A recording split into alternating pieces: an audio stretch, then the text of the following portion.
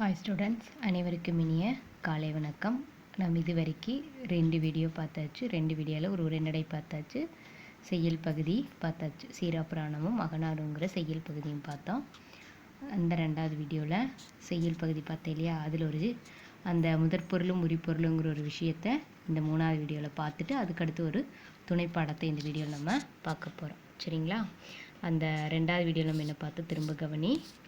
இந்த அகநானூறு பாடல் பார்த்தோம் இல்லையா, அதனுடைய பாலை, குறிஞ்சி, முல்லை, மருதம், நெய்தல், பாலை திணை. அந்த திணையில் அந்த ஒவ்வொரு திணைக்குரிய நிலம் என்ன, பெரும்பொழுது என்ன, சிறுபொழுது என்ன, உரிப்பொருள் என்னங்கிறத இந்த பாக்ஸுக்குள்ளே கொடுத்துருக்காங்க. ஸோ அதையும் நீங்கள் ஒன்ஸு படித்து பாருங்கள். நம்ம 10th படித்தது தான் திரும்ப மீண்டும் ஒரு முறை நினைவு கூறுற அளவுக்கு அவங்க கொடுத்துருக்காங்க. சிறுபொழுது பார்த்துருக்கோம், பெரும்பொழுது பார்த்துருக்கோம். இங்கே உரிப்பொருளும் கொடுத்துருக்காங்க. ஸோ அதையும் சேர்ந்து பார்க்கணும். கருப்பொருள்லாம் என்னென்னா அந்தந்த அதாவது குறிஞ்சி, முல்லை, மருதம், நெய்தல், பாலை திணைக்குரிய தெய்வம், மக்கள், புல், விலங்கு, ஊர், நீர், பூ, மரம், உணவு, பறை, யாழ், பண், தொழில், இதையெல்லாம் தான் நம்ம கருப்பொருள்னு சொல்கிறோம். ஸோ இதை நீ கட்டாயம் இதை படித்து பார்க்கணும். இதிலிருந்து கட்டாயம் ஒரு மதிப்பெண் பகுதி இடம்பெறும். மேம் சொல்லியிருக்கேன், குறிஞ்சி, முல்லை, மருதம், நெய்தல், பாலை இதனுடைய நிலம் என்னென்னா மலையும் மலை சார்ந்த பகுதியும் குறிஞ்சி, காடும் காடு சார்ந்த இடமும் முல்லை, வயலும் வயல் சார்ந்த நிலம் மருதம், கடலும் கடல் சார்ந்த இடம் இந்த நிலமும் நெய்தல், சுரமும் சுரம் சார்ந்த நிலமும் பாலை, இது நிலம். இதற்குரிய பெரும்பொழுது என்னன்னு கேட்டால், குறிஞ்சின குதிர்காலம் முன்பனி, இது கார்காலம் 6 பெரும்பொழுது. இது அடுத்தது நெய்தலுக்கு 6 பெரும்பொழுதுகள், இளவேனில், முதுவேனில். சரிங்களா? நம்ம அந்த சித்திரை, வைகாசி, ஆனி, ஆடி படித்த ஞாபகம் இருக்கு இல்லையா? ஸோ அதை நினைவு கூர்ந்து அதுக்கு தகுந்த மாதிரி இந்த இடத்துக்கு பயன்படுத்திக்கணும். சிறுபொழுது கேட்டாங்கன்னா குறிஞ்சி, முல்லை, மருதம், நெய்தல், பாலை திணைக்குரிய சிறுபொழுதுகள் கேட்டால் யாமம், மாலை, முல்லைக்கு மாலை, மருதம் காலை, நெய்தல் ஏற்பாடு, பாலை நண்பகல். யாருக்கு மாலை, அதாவது வைத்து அங்கே வைகரை கொடுத்துருப்பாங்க, இங்கே காலைன்னு கொடுத்துருக்காங்க. வைத்து என்னங்கிறது ஏற்பாடு, நன்மைங்கிறது நண்பகல். ஸோ இதை நினைவு கூறுறதுக்காக அந்த வதையை நாம் பயன்படுத்திக்கலாம். இதை குறிஞ்சிக்குரிய உரிப்பொருள் புணர்தலும் புணர்தல் நிமித்தமும், முல்லை இருத்தலும் இருத்தல் நிமித்தமும், மருதம் ஊடலும் ஊடல் நிமித்தமும், நெய்தல் இரங்கலும் இரங்கல் நிமித்தமும், பாலை பிரிதலும் பிரிதல் நிமித்தமும். இதெல்லாம் தான் அந்த முதற்பொருளும் அந்த உரிப்பொருளும் கொடுத்துருக்காங்க. சரிங்களா? முதற் பொருள் பார்த்தோம், உரிப்பொருள் பார்த்துருக்கோம். கருப்பொருள்லாம் என்னென்னா குறிஞ்சி, முல்லை, மருதம், நெய்தல், பாலைன்னு கொடுத்து அதற்குரிய தெய்வம், மக்கள், புல், விலங்கு. புல்ல இந்த இடத்துல பறவை இனங்கள். அந்த குறிஞ்சி, முல்லை, மருதம், நெய்தல், திணை, பாலைக்குரிய பறவை இனங்களை பற்றி சொல்கிறது. விலங்கு, ஊர், நீர், பூ, மரம், உணவு, பறை, யாழ், பண், தொழில், இது எல்லாமே அந்தந்த நிலத்திற்குரியது. ஸோ இது ஒரு முறை நீங்கள் படித்து பாருங்கள், ஒரு மதிப்பெண் பகுதியில் இடம்பெறும். ஓகேவா? அடுத்து நம்ம இதில் பார்க்க போகிறது, திரும்பவும் சொல்கிறேன், நம்ம இது பார்த்துட்டு இருக்கிறது இயல் 5 ஞாபகத்தில் இருக்கா? ஸோ இயல் 5, இயல் 5ல் துணைப்படம் பிம்பம் பார்க்க போகிறோம். இதனுடைய ஆசிரியர் பிரபஞ்சன். சரிங்களா?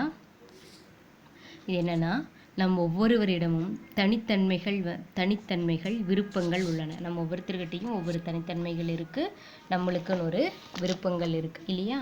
ஸோ அந்த தனித்தன்மைகள் விருப்பங்கள் உள்ளன. ஆயினும் பிறரோடு உறவு கொள்கையில் மற்றவர்களுக்காக நாம் என்ன பண்ணிக்கிறோம், அவர்களுக்கு ஏற்றவாறு நம்மை மறைத்து மாற்றிக்கொள்கிறோம், வளைந்து கொடுக்கிறோம். ஆனால் நம் மனசாட்சி நம்முடைய இயல்பை நினைவூட்டு கொண்டே இருக்கும். அப்போ அந்த நீ செய்யக்கூடிய அந்த இதையும் உன் முகமானது என்ன பண்ணி காட்டி கொடுக்கும். நீ எப்படி செய்கிறீங்கிறத உன் முகமானது காட்டி கொடுத்து விடும், நினைவூட்டி கொண்டே இருக்கும். நாம் மற்றவருக்காக அவர்களுக்கேற்ற முகமூடிகளை மாட்டி கொள்கிறோம். மற்றவர்களுக்காக அவங்களுக்கு ஏற்ற மாதிரி நம்ம என்ன பண்ணிக்கிறோம், நம்மளுக்கு ஒரு முகமூடிகளை மாட்டி கொள்கிறோம். இது ஒரு வாழ்க்கைங்கிறது ஒரு நாடக மேடை. அதில் நம்ம எல்லாரும் என்ன பண்ணிட்டு இருக்கிறோம், நடித்துட்டு தான் இருக்கிறோம். ஸோ அதைத்தான் இந்த இடத்துல முகமூடின்னு சொல்லியிருக்காங்க. முகமூடிகளை மாட்டி கொள்கிறோம். முகம் மாற்றி நம் உண்மை முகத்தையே நாம் என்ன இழந்து அடையாளமற்ற தன்மையில் காட்சியளிக்கிறோம். மாற்றி மாற்றி நாம் காட்டுகிற பிம்பம் பற்றி நம் மனசாட்சியை கேள்வி கேட்பதோடு நம் அசலையும் நினைவூட்டுகிறது இந்த சிறுகதை. இந்த பிரபஞ்சன் எழுதிய இந்த பிம்பம் என்ற சிறுகதை நம்மளுடைய அசலையும் நினைவூட்டுகிறது என்பதை தான் நாம் இதில் பார்க்க போகிறோம். சரிங்களா? என்னென்னா, அதாவது இந்த பிம்பம் கதையின் வாயிலாக பிரபஞ்சன் வெளிப்படுத்தக்கூடிய அந்த மனித முகங்களை பற்றி தான் இதில் நம்ம பார்க்க போகிறோம். எப்படி சொல்லிக்கிறேன்னா, ஆளும் மன்னனா அதிகாரியா, எல்லோரும் நடிக்கிறோம் மேடையில் அன்று, தப்பிப்பதற்கு யாரிடமிருந்து தப்பிப்பதுன்னு தெரியாமல் இருக்கோம், அவளிடமும் பல முகங்கள் இருக்கின்றன, சமாதியில் மனசாட்சி அப்படின்னு சொல்லியிருக்காங்க. அதாவது இதனோட சுருக்கத்தை நான் கதையை சுருக்கத்தை படிச்சிட்றேன். அதுக்கப்புறம் இதில் இருக்கக்கூடிய விஷயங்களை திரும்பவும் படிச்சுட்டு போகலாம். சரிங்களா? கந்தன் கட்டட வேலை செய்யும் தொழிலாளி. அவன் மாலை வேளைகளில் மன்னனாக மாறி மேடை நாடகத்தில் நடிப்பான். அதிகாரம் படைத்த அதிகாரியாக தோன்றி மிடுக்காக நடிப்பான். போர் முனைக்கு செல்லும் வீரனாய் தோன்றி ஆர்ப்பாட்டமாய் முழங்குவான். இப்படி அவன் எத்தனை வேடமிட்டாலும் அவன் யார்? மன்னனா அதிகாரியா போர் வீரனா? அல்லன். நாடக மேடையில் ஏறி நடிக்கும் அந்த 4 மணி நேரம்தான் மன்னன், அதிகாரி, போர் வீரன். மேடையை விட்டு இறங்கிவிட்டால் அவன் கட்டட வேலை செய்யும் கந்தன் தான். அதுபோல தான் ஒவ்வொரு விஷயமும். மேடையை விட்டு இறங்கியாச்சுன்னா கட்டட வேலை செய்யக்கூடிய கட்டட வேலை செய்யும் கந்தன் தான். இந்த உண்மையை எல்லோரும் ஏற்றுக்கொண்டாலும் சொந்த வாழ்க்கையில் இந்த உண்மையை ஏற்றுக்கொள்ள எவரும் தயாராய் இல்லை. எல்லோரும் நடிக்கிறோம் மேடையில் அன்று. ஆம், எல்லோரும் நடிக்கிறோம். எவர் முன்னும் நடிக்கிறோம். எந்த நேரமும் நடிக்கிறோம். நாமாக இருப்பதில்லை. மனசாட்சியினை மறைத்துவிட்டு நம் உண்மையான முகத்தை கழற்றிவிட்டு ஒவ்வொருவருக்கேற்றவாறு முகமூடிகளை மாற்றி மாற்றி அணிந்து ஏமாற்றுகிறோம். 24 மணி நேரம் நாம் நடித்து கொண்டிருக்கிறோம். நம்ம வாழ்க்கையில் அவங்கவுங்களுக்கு தகுந்த மாதிரி நம்ம நிறையா நடித்து அந்த வாழ்க்கையை வாழ்ந்துட்டு தான் இருக்கிறோம். அதனால் தான் ஷேக்ஸ்பியர் இந்த உலகமே நாடக மேடை, அதில் அனைத்து ஆண்களும் பெண்களும் வெறு நடிகர்களே, ஒருவருக்கே பல வேடங்கள் உண்டு என்றாரோ. அதனால தான் ஒருவருக்கே நிறையா வேடம் இருக்குன்னு சொல்லியிருக்காரு. தப்பிப்பதற்கு யாரிடமிருந்து? அதற்காக மக்கள் தங்களின் உண்மையான முகங்களை மறைத்து முகமூடி அணிந்து கொள்கிறார்கள். எதற்காக? தப்பிப்பதற்காக.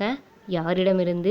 பெற்றோரிடமிருந்து, நண்பரிடமிருந்து, மனைவியிடமிருந்து, ஏன் மனைவியிடமிருந்தும் கூடவா என சிலர் கேட்கலாம். ஆம், அப்படி தப்பிப்பதற்காக சில வேடங்களை அணிந்து வாழ்கிறோம். அவளிடமும் பல முகங்கள். இதற்கு பிரபஞ்சன் அவளிடமும் பல முகங்கள் தயாரான நிலையில் இருந்தன. என் முகத்தை அவளுமோ அவள் முகத்தை நானுமோ இன்று வரை பார்த்ததில்லை.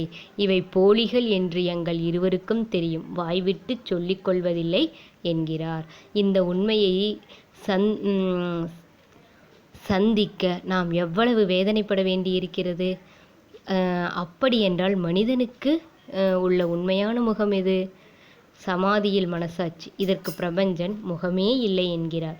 இதன் பொருள் மனசாட்சியே இல்லை என்பதுதான். அதனை அடித்து நொறுக்கி அழுத்திவிட்டுத்தான் மனிதன் ஆளுக்கேற்ப மாற்றி மாற்றி முகமூடிகளை அணிந்து கொண்டு தன்னையும் பிறரையும் ஏமாற்றி கொண்டிருக்கிறான் அப்படிங்கிறத இந்த இதில் அழகாக இப்போ பிரபஞ்சன் ஒரு கதை வாயிலாக இங்கே சொல்லியிருக்காங்க. இந்த இடத்துல என்ன சொல்லியிருக்காங்கன்னா, இந்த பிம்பம் கதையின் வாயிலாக பிரபஞ்சன் நம் மனித முகங்களை எப்படி தெளிவுபடுத்தியிருக்கிறாங்கிறத சொல்லியிருக்காங்க. சரிங்களா? இப்போ பாருங்கள்,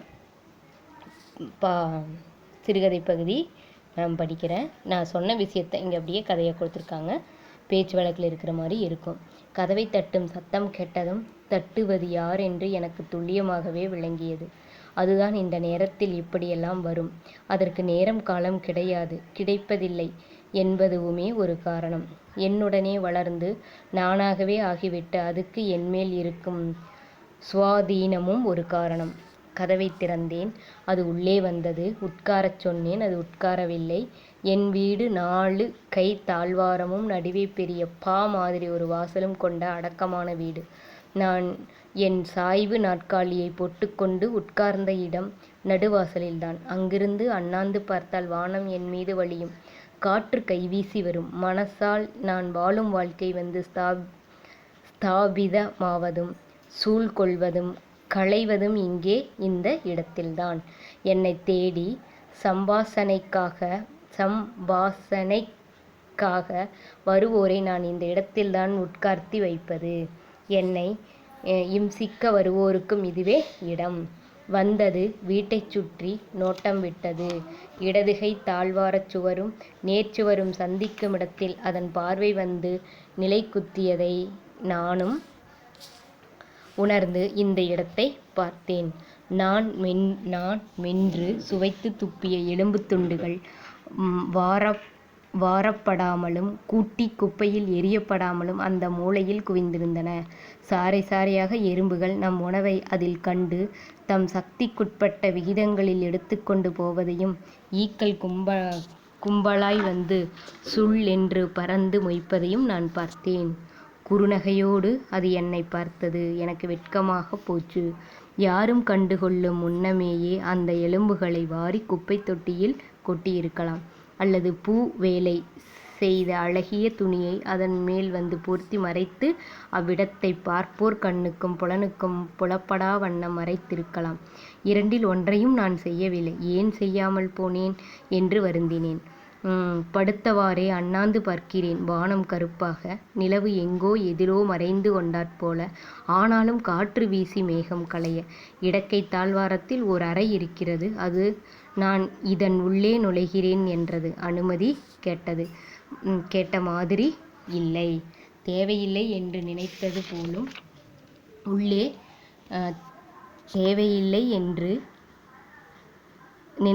போலும் உள்ளே போனது. எதையோ கையில் எடுத்துக்கொண்டு வெளியே வந்து என் முன் நின்றது. இது என்ன?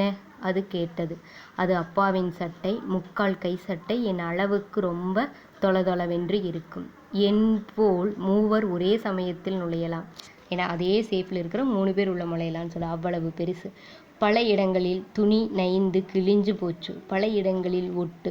கொஞ்சம் வேகமாகவோ முரட்டுத்தனமாகவோ கையாண்டால் கிழியும் என்பது நிச்சயம். துவைக்காததால் எழும் துர்வாசம் வந்து இதனோடைய ஐக்கியமாகி போச்சு.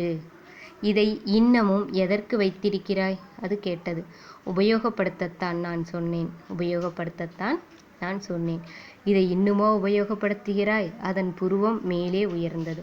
ஆம், பல சமயங்களில் சந்தர்ப்பங்களில் உன்னிடம் உன் சட்டை இருக்கும். அதோடு இதையும் அவ்வப்போது உபயோகப்படுத்திக் கொள்கிறேன்.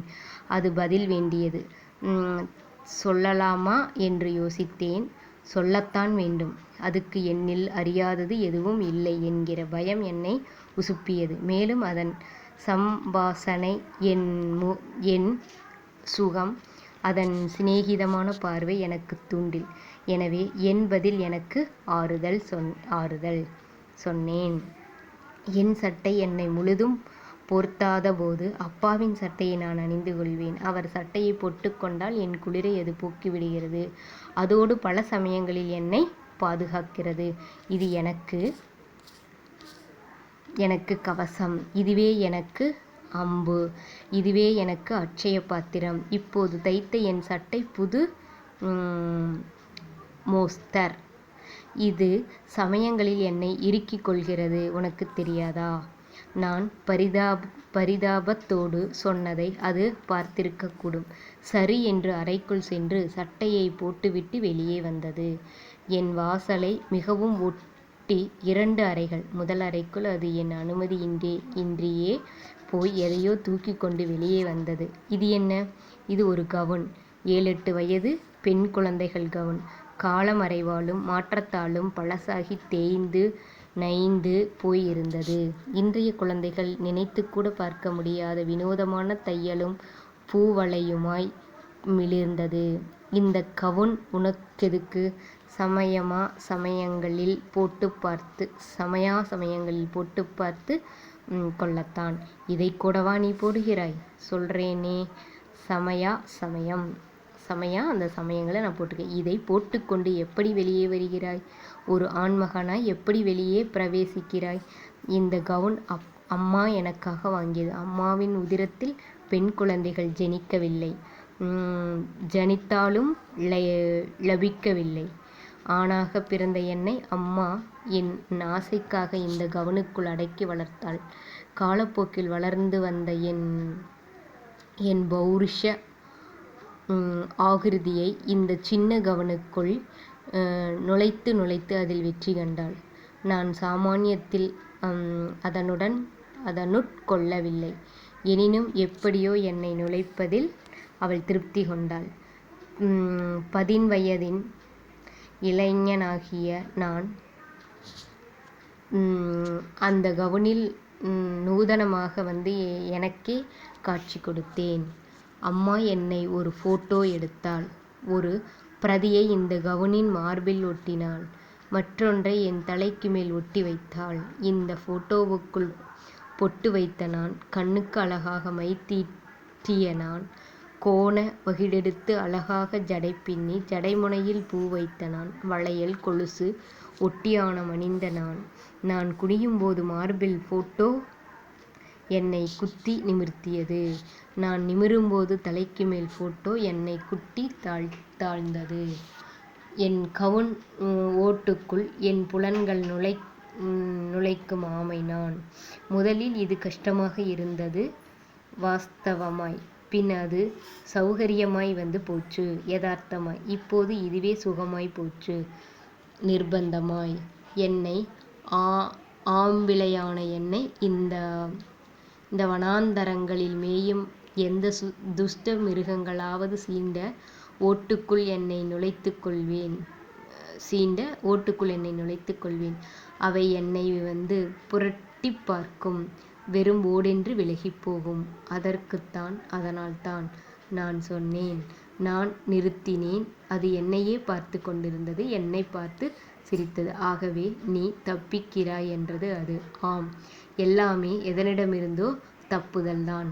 அது மௌனமாக அறைக்குள் சென்றது. மீண்டும் அறைக்குள் இருந்து எதையோ வாரிக்கொண்டு என் முன் போட்டது. மேலே வானமூட்டம் இன்னும் விலகவில்லை. கருப்பு இன்னும் வெளுக்கவில்லை. நிலா காணோம். எந்த சேற்றில் போய் புதைந்து விட்டதோ பாவம். படபடவென்று சரியும் ஒளி என் புலனைத் தாக்க என் முன் குவிந்த பொருள்களை நான் பார்த்தேன். இதெல்லாம் என்ன? அது இவை என் முகம். அது இதெல்லாம் என்ன? அது இவை என் முகங்கள். நான். இத்தனை முகங்கள் உனக்கெதுக்கு? இவை என் பார்வைகள், தேவைகள். சிரமமில்லாமலும் சிரமத்தோடும் சமயா சந்தர்ப்பங்களில் நான் சேர்த்து அணிந்து கொள்ளும் முகங்கள் இவை. நீ என்னையும் உன்னையும் ஏமாற்றுகிறாய் என்று வருத்தத்தோடு அது சொன்னது. ஆம், என்னை நானும் உன்னை நீயும் முறை மாறி என்னை நீயும் உன்னை நானும் ஏமாற்றிக் கொள்ளுதலே நம் விஸ்தரிப்பு. ஆம், நம் ஆக்கங்கள், நம் விகசிப்புகள். நான் குனிந்து பார்த்தேன். என் காலடியில் பலவிதமான முகங்கள் பல வர்ணங்களில், பல அளவுகளில், பல கோணங்களில் சிதறி கிடந்தன. சிலது ரொம்ப பழசு, சிலது ரொம்ப புதுசு, சிலது பழசாகி இருந்து புதுசானவை, சிலது புதுசாகி இருந்து பழசானவை. இவற்றில் இடமும் காலமும் மாறி, சூழ்நிலை தவறி, பாத்திரம் தவறி முகத்தை மாட்டிக்கொள்ள மாட்டாயா என்று அது சந்தேகித்தது. மாறாது, மாட்டேன்.